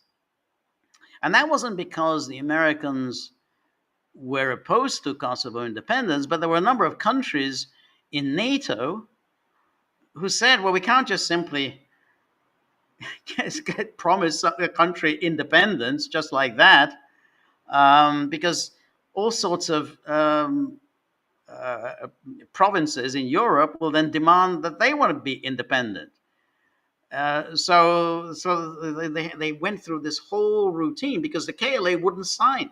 They said, we're not going to sign this unless you promise us independence. So they had to effectively promise independence, but they did it surreptitiously. They did it, like they whispered in KLA's ears, yeah, of course we'll offer independence. But that was it. And once they had that, they said, okay, fine, we'll sign the agreement. And then, but of course, the Serbs would be bombed. But what was interesting, and you can read about it in my book, Bombs for Peace. What was interesting is that Milosevic, who was very clever, he knew the trap that was being set for him. Actually, came to he agreed. This humiliating deal that was presented to him, said, yeah, okay, fine, I agree. And then I thought, well, what are we going to do now? We can't bomb the Serbs. They've agreed. The whole point of this was to present the Serbs with an agreement that they absolutely guaranteed to reject. That we weren't expecting Milosevic to agree. So that was the problem. They had Milosevic agreed, and the KLA didn't agree. And that's when they slipped in that ridiculous Appendix B, which was essentially military occupation of Serbia by NATO. They were demanded that Milosevic accept NATO occupation of Serbia. Well, I mean, that would be a bridge too far. Even Milosevic couldn't accept that. But you're absolutely right. The key was here is, hey, we got the two sides, and if there's no agreement, we're just going to say that it's Russia's fault. So no, it's the Serbs' fault. Therefore, we're going to hit Russia just like we hit the Serbs. Anyway, thank you so much, Danaki. And then Aristotle 1 says, okay, here's another go at Epstein. It's clearly a mafia front operation. I don't know. As I said, I mean, I have expressed some skepticism about Epstein, not because I don't think that there are very bad and shady characters around who would be willing to do bad and shady things.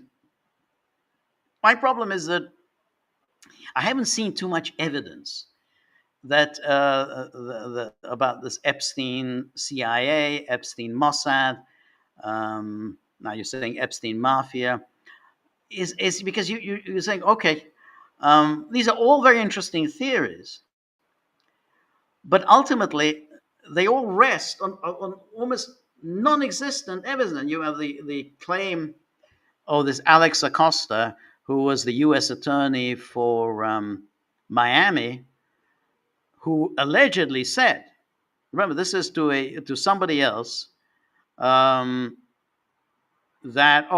we were told to go easy on Epstein because he was intelligence. So he never said this on the record.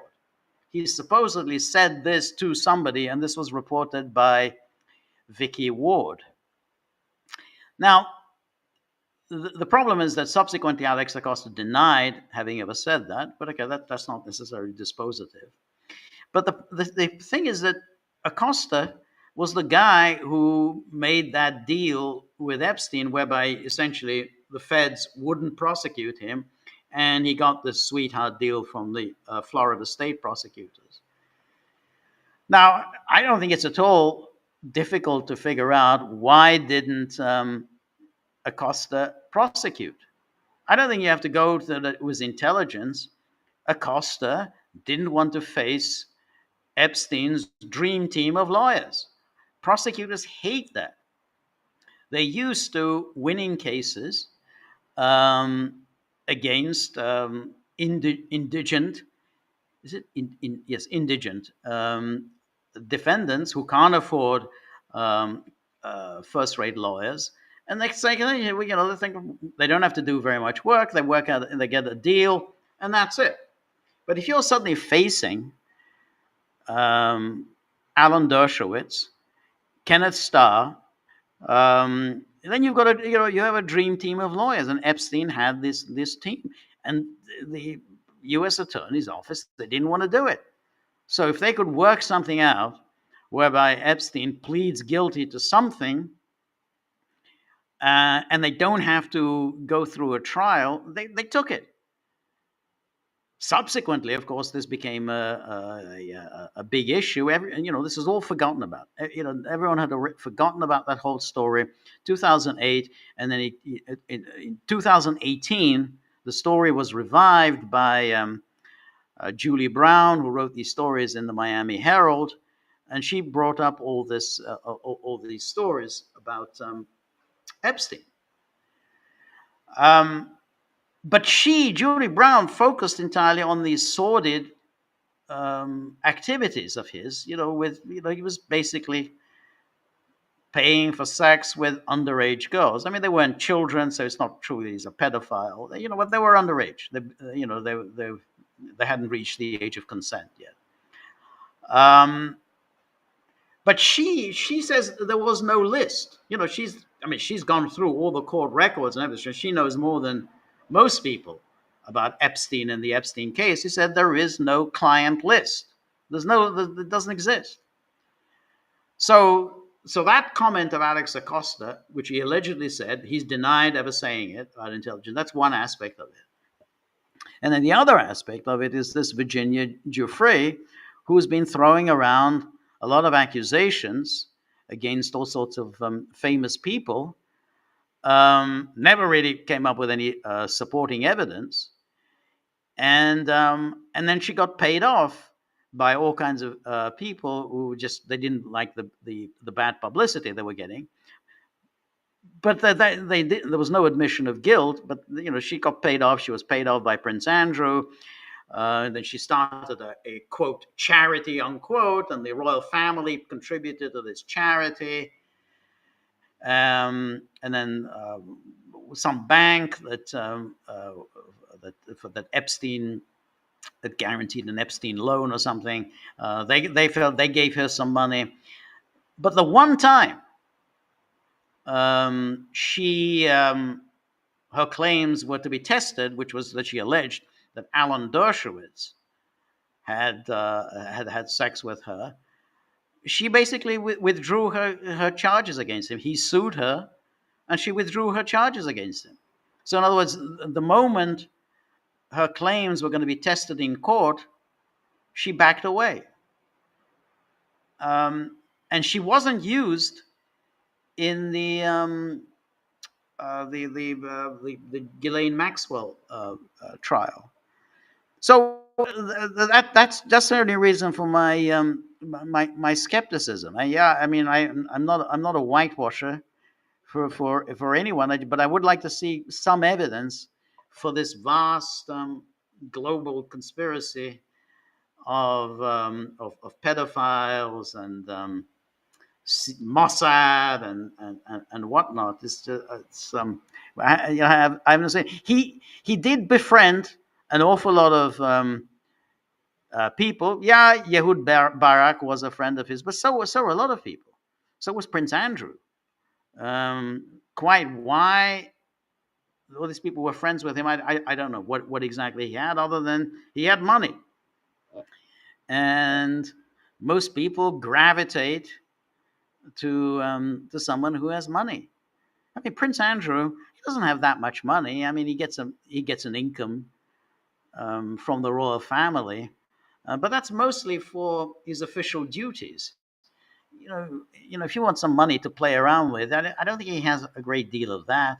Bill Clinton always loved money, always salivated with money. So I think that was the reason why so many people hung out with him. But I'm open to revising my view if I come up with an evidence.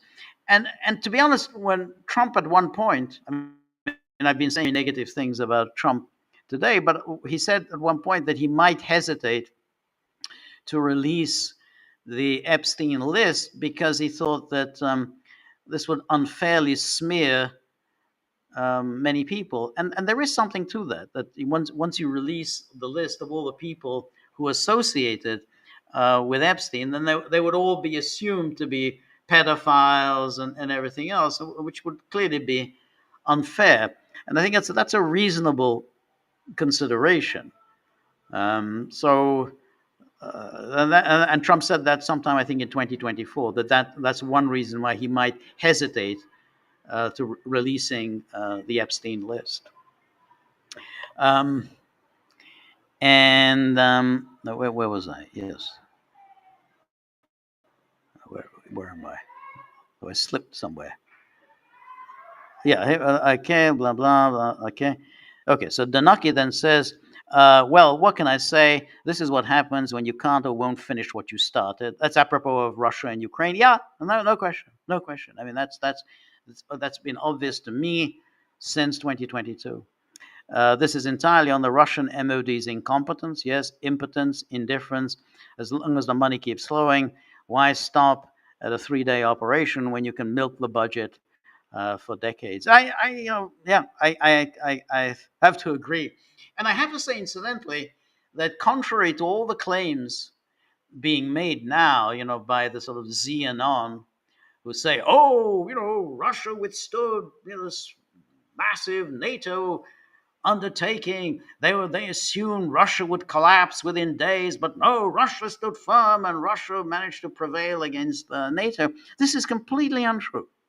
Anyone who remembers the days of 2022, the conventional wisdom was Russia was going to win this war pretty easily and pretty quickly. The Biden administration assumed that it would be over very quickly. It was only within the first few days, first few weeks, then when we became the staggering military incompetence of the Russians became apparent, that they started revising their view, and then they started sending in more weapons. But the assumption was that basically this is going to be pretty easy.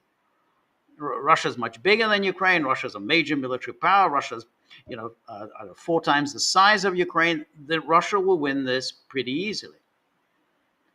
So that was never the view that somehow,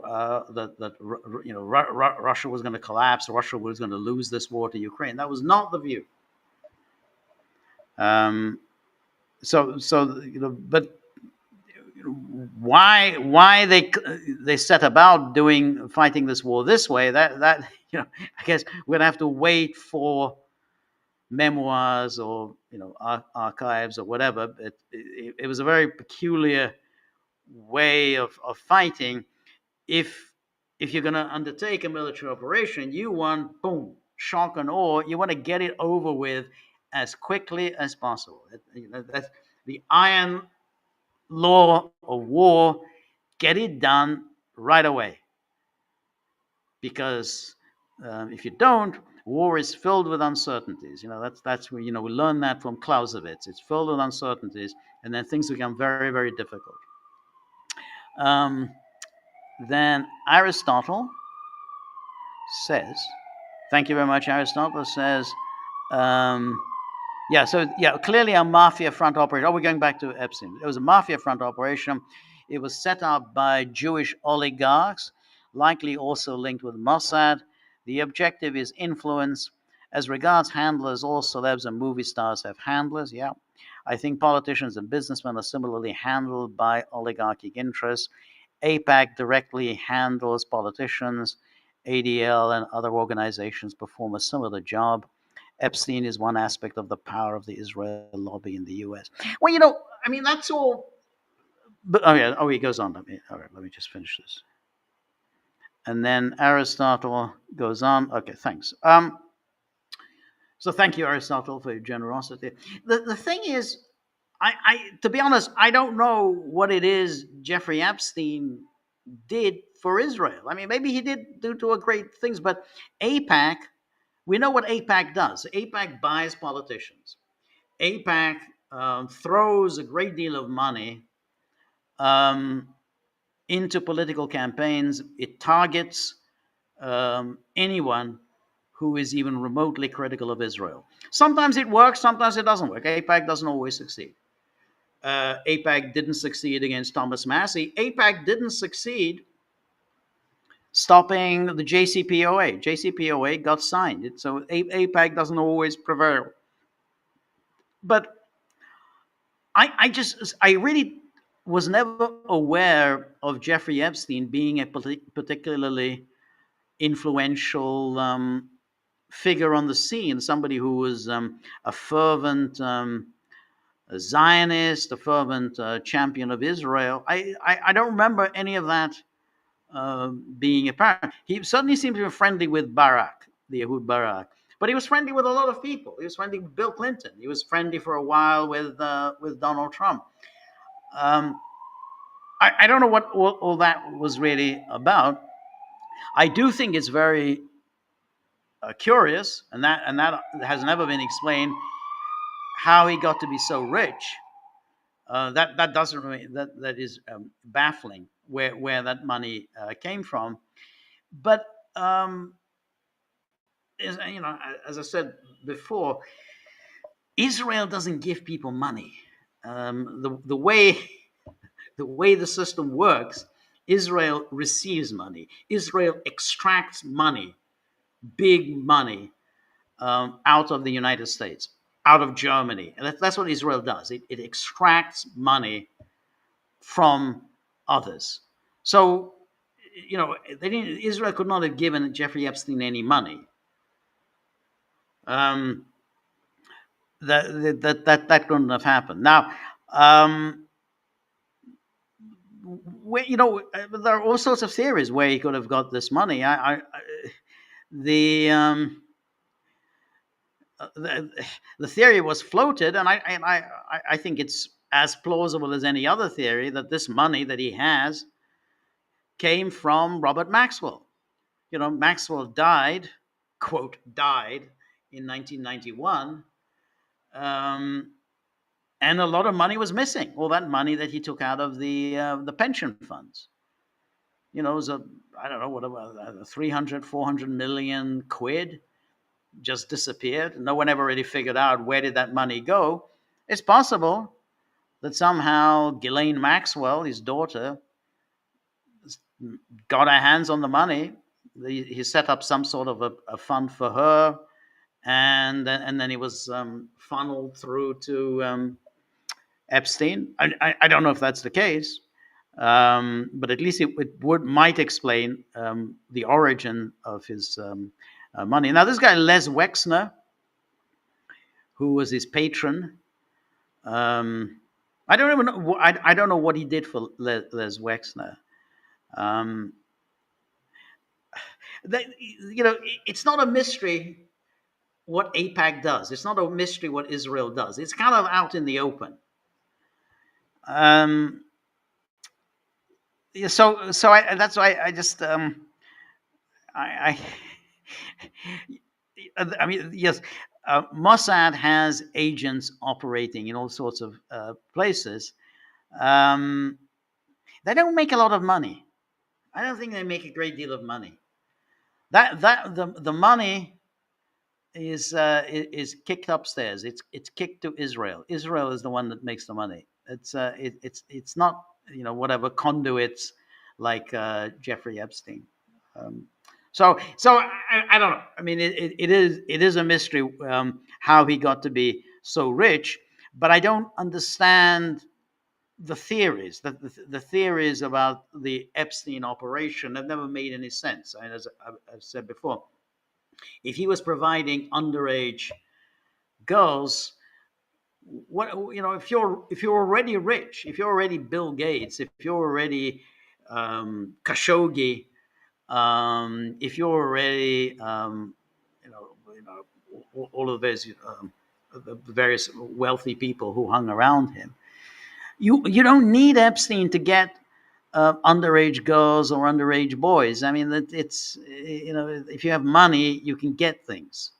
So you don't really need him, and least of all, would you put yourself in a position where you get blackmailed? I mean, one person can get blackmailed, but once anybody knows that, oh, you know what Jeffrey Epstein does? He films all kinds of sordid orgies that take place on his island or take place in his house, and then he uses these films to blackmail people. Well, the moment you get that reputation, no one's going to want to associate with you. So it's like I don't get how this operation could have worked. So that's but anyway, Aristotle, thank you so much. Anne-Marie, always very good to see you. Thank you so much, Anne-Marie. Anne-Marie is, of course, our resident classical music expert, classical music practitioner, a very distinguished musician, a very distinguished violinist.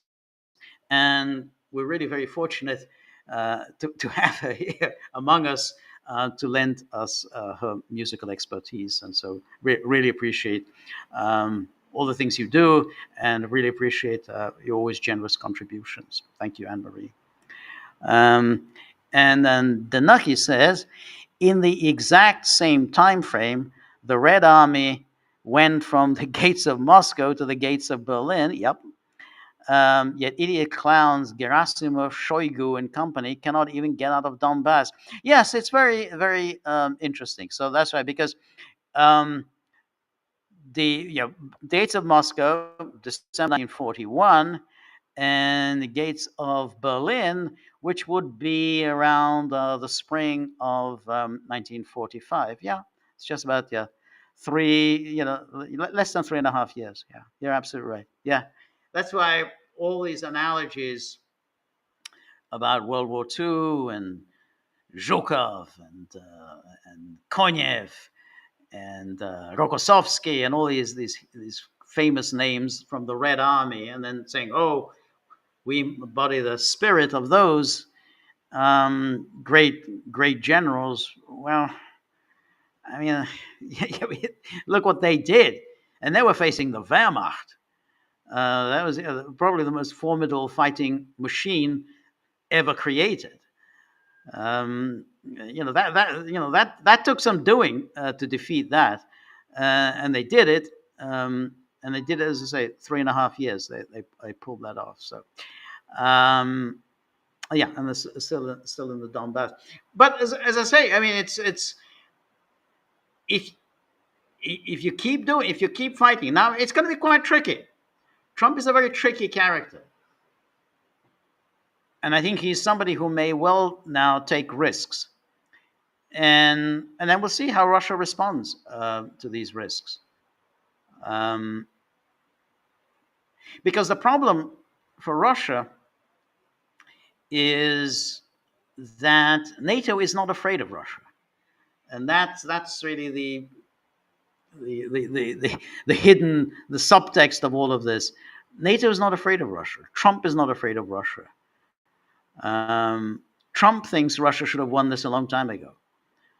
Trump, again, also when he spoke admiringly about Russia after the start of the so-called SMO, he spoke admiringly because he assumed this was going to be an easy win. So now, 3.5 years on, he thinks, well, Russia cannot defeat Ukraine. So he says, well, I don't have much respect. That's really the problem. It's not that Putin was taking him for a ride or any of this nonsense that he's peddling. Putin has been utterly consistent. It's that he basically thinks he can do it because Russia is weak.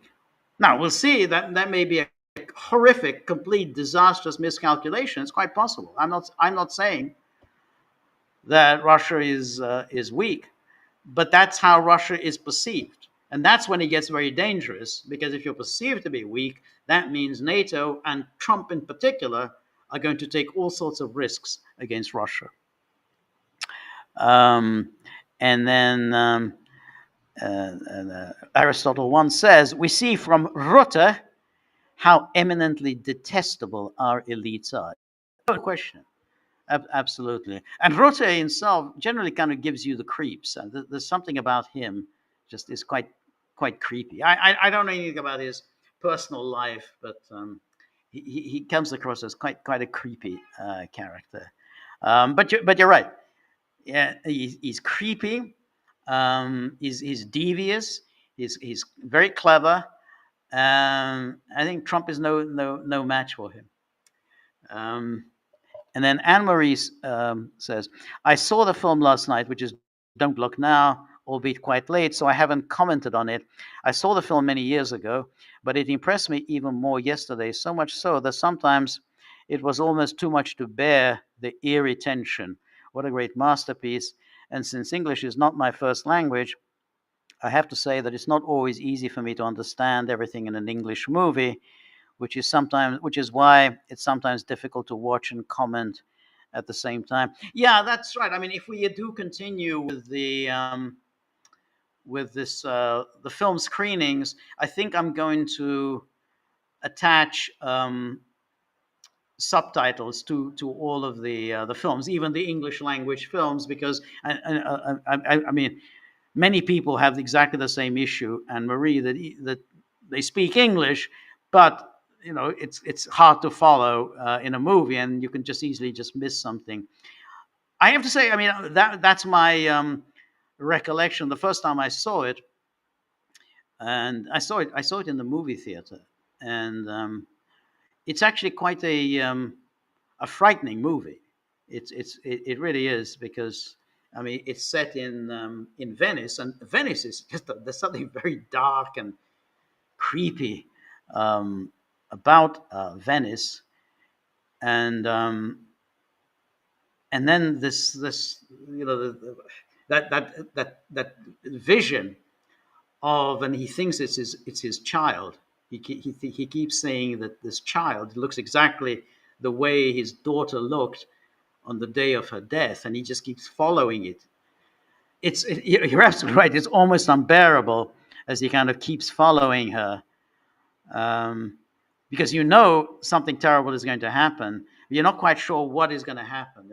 It really is quite frightening, and so the shock of it is precisely that we are kind of assume that it's his wife who has these I don't know, extraterrestrial experiences, or these extrasensory perception, and whereas he's the one who's skeptical. He's the one who kind of doesn't believe any of this, and says, no, my daughter is dead.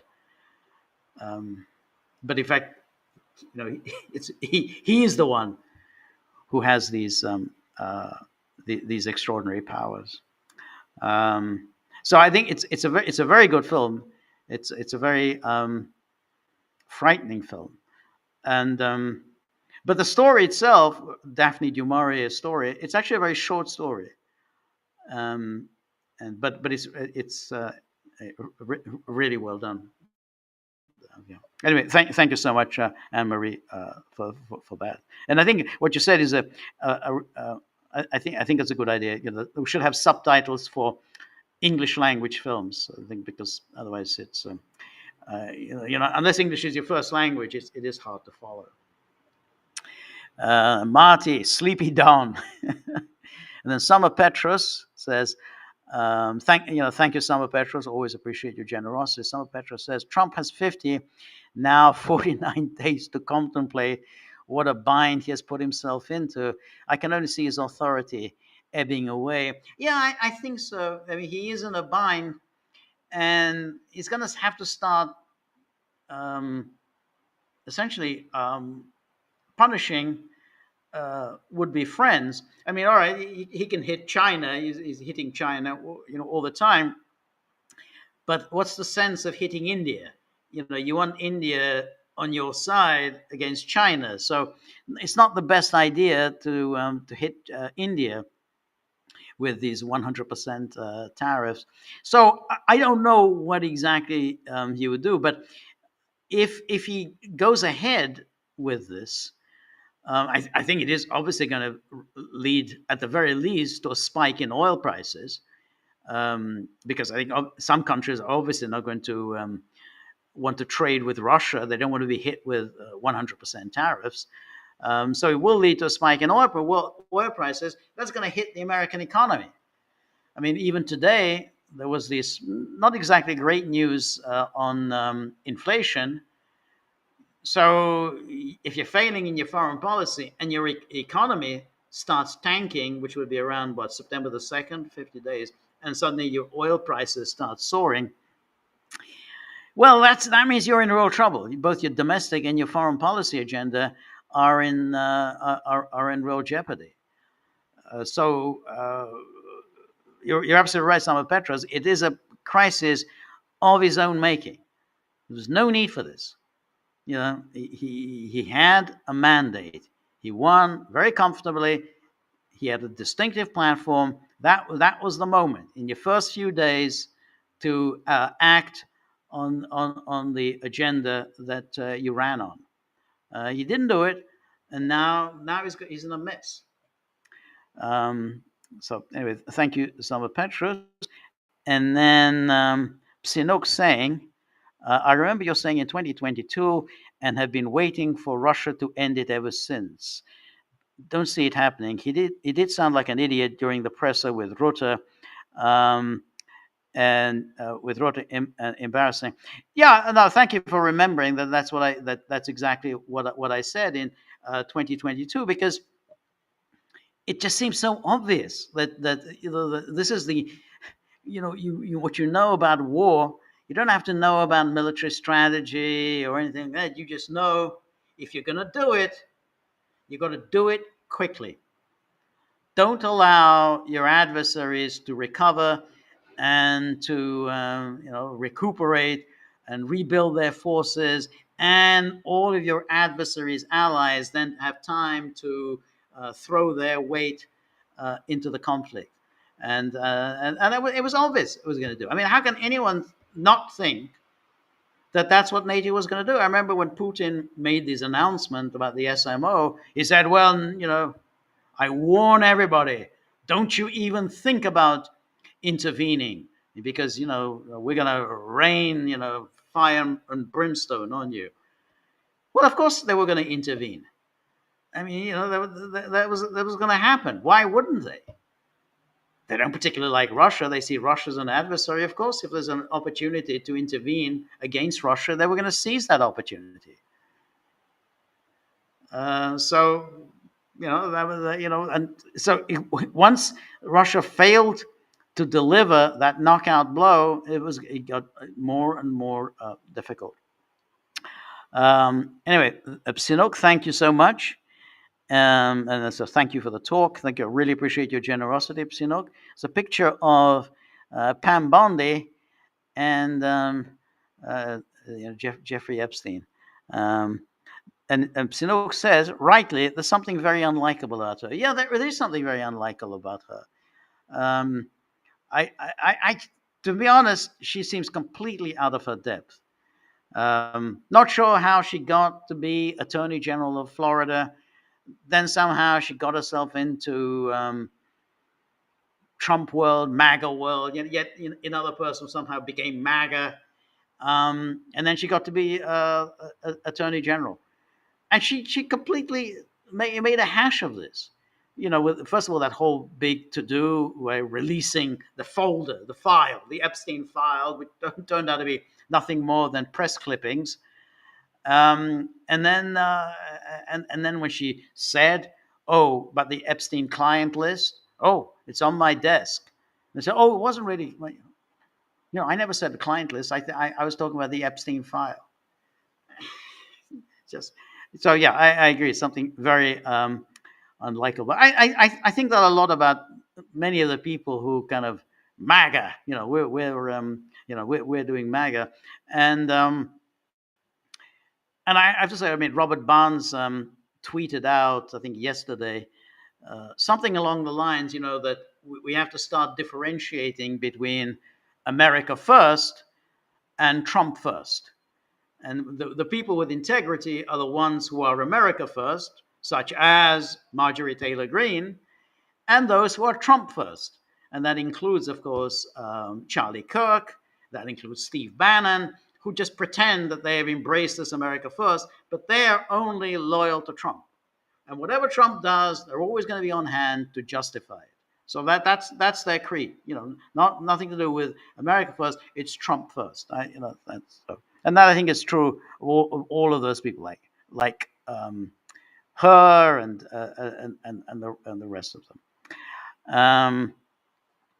And then Marty posts a picture of, I guess that's Ghislaine. I mean, that's kind of some years ago. It looks like quite young there, and with a picture of Robert Maxwell. It's very interesting. I mean, Robert Maxwell, because anyone who lived in England during the 60s, 70s, 80s, Maxwell was one of the most dislikable, detestable creatures around. He was a sort of a kind of a Donald Trump before Trump, but he lacked any of Trump's charm. He was always on television. He was always on hand to on every kind of talk show, panel show. I mean, he'd be weighing in. Always very obnoxious. Always very rude to everybody. Always had a very bullying manner.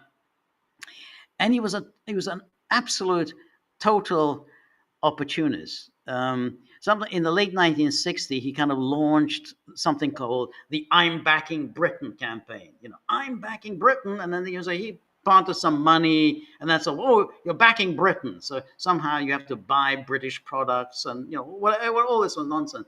But it elevated him. It made him a kind of a national figure. The "I'm backing Britain" campaign, totally fraudulent, and but it elevated him, and that's what I mean. Trump, he would embrace these issues, and it gave him national prominence. He did this in the 1980s, and everyone remembers when Maxwell was first elected to Parliament in I think it was, well, either it was 1964 or 1966. I mean, one of those. I think it was 66, but it's possible he was elected in 1964 when Labour won those two elections. And the way it works, in the sort of parliamentary decorum, is that you have the Queen delivers a speech, and then you have the leader of the opposition replies to the Queen's speech, because the Queen basically delivers the essentially she just outlines the plan of the government. And then, the floor is open to members to opine on the Queen's speech. And obviously, the people who opine are, people who are senior, people who have been in Parliament for a number of years. Maxwell, who had just been elected, rushed up. He jumped up, the first person to jump up. This is his maiden speech, absolutely unheard of. And he delivered, his speech. Now, he said nothing interesting, but what was striking about that, and which everyone immediately started talking about, that it's unheard of for a newly elected MP to speak out, as the first person to speak after the leader of the opposition. But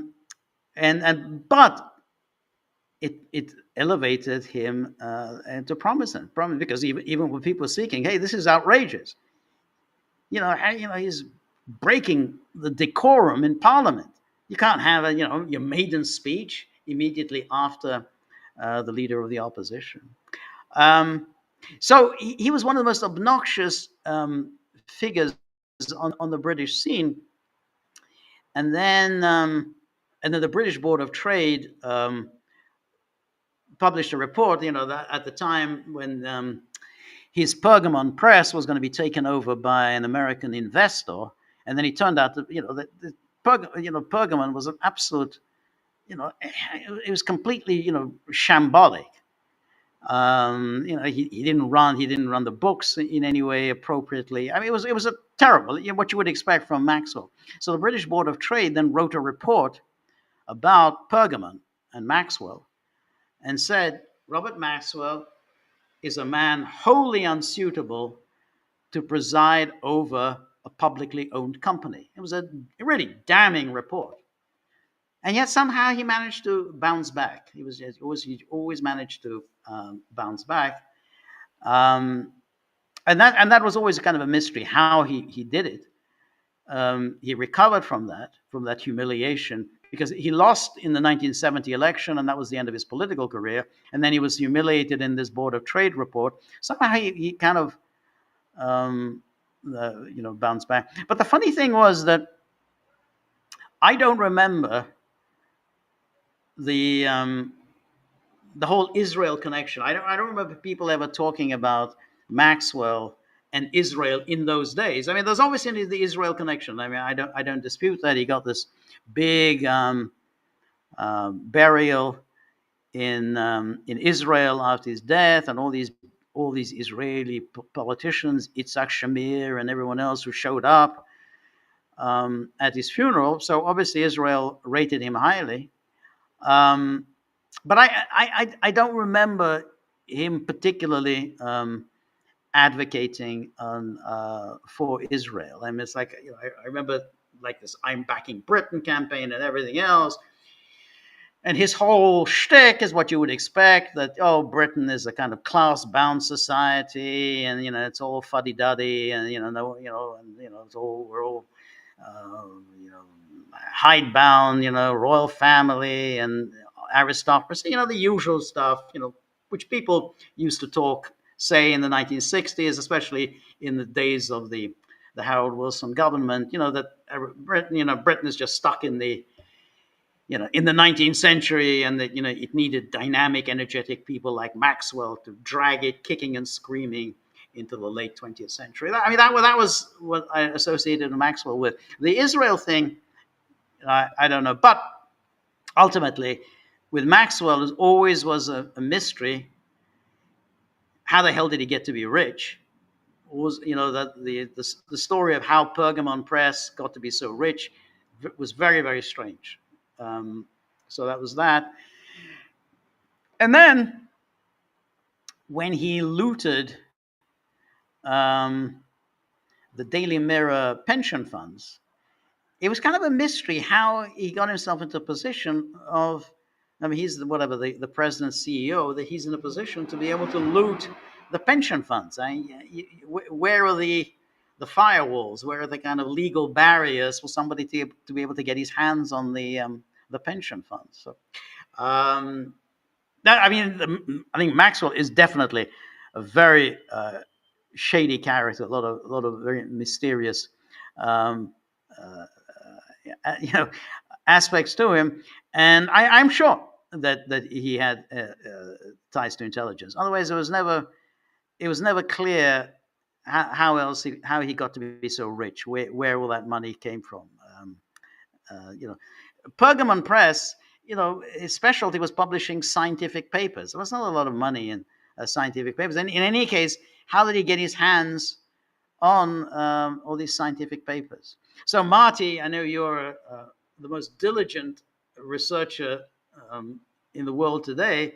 If you can find something on how Maxwell and Pergamon got to be rich, how that whole thing was worked with the that he got his hands on these scientific papers from Germany. These were German scientists, and that launched his wealth. It never made very much sense to me. Anyway, my time is up. Thank you very much, everybody who joined me. Thank you above all to those who asked really interesting questions, made really interesting, fascinating observation, and above all, thank you to those who donated so generously. I always appreciate that. It's what enables us to do the work, and then I know the dogs will say, "You don't do any work. We do the dog. Shut up already." So, but okay, the dogs do all the work. So I'm thanking you on behalf of the dogs. So I really appreciate it, and we'll be back same time on Thursday. And until then, see you. Good night.